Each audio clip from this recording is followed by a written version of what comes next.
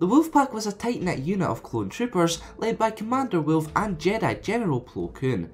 As part of the 104th Battalion, the squad partook in many daring missions throughout the Clone Wars. Even when the Wolfpack suffered huge losses during the Battle of Abregado, the remaining members paid respect to the fallen by continuing their fight against the Separatists. Welcome to the Kadavo Star Wars Lore episode 132, The Wolfpack.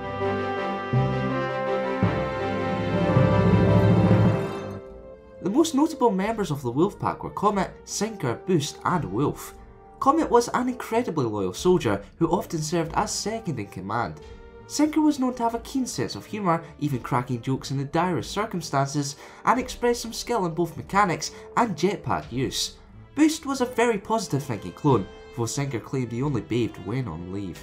And last but certainly not least, Wolffe was a practical strategist and a brilliant leader who favoured military service over more tedious assignments, even if that meant a few injuries here and there.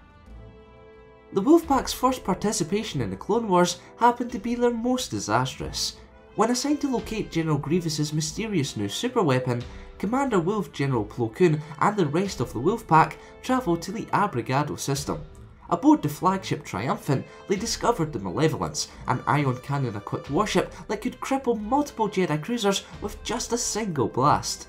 Before the Triumphant could call for backup or launch a formidable attack, the entire fleet was caught in the blast of the Malevolence's primary cannon. Left defenceless after losing control of their primary systems, the cruisers were blasted to pieces. With no alternative, Koon ordered his troops to the escape pods. Upon destroying the entire fleet, pod hunters were deployed to kill any survivors. Although their pod began to run low on oxygen, Koon, Wolffe and fellow Wolfpack members Sinker and Boost were all too eager to fight off the droids. They were eventually rescued by Anakin Skywalker and Ahsoka Tano after receiving their distress signal. Although the survivors were able to warn the Jedi Council of their discovery, the mission felt like a resounding failure. After losing so many men in the Battle of Abregado, the Wolfpack members changed the colour of their armour from maroon to dark grey blue to honour the fallen clones. The Wolfpack also updated their symbol to match more with the markings on Commander Wolffe's helmet. Shortly after the Battle of Corm, where Asajj Ventress left Wolffe scarred and blinded in the right eye, the commander received reinforcements to replenish the Wolfpack's numbers. With the additional members, the squad rushed to the planet Vancor to rescue Anakin Skywalker and Mace Windu, who found themselves trapped in the crashed wreckage of the Jedi cruiser Endurance.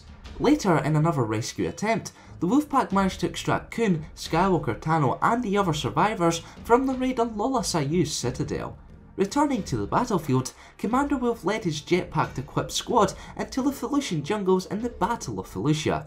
Alongside the 501st Legion, the Wolfpack launched a night assault on General Grievous's outpost.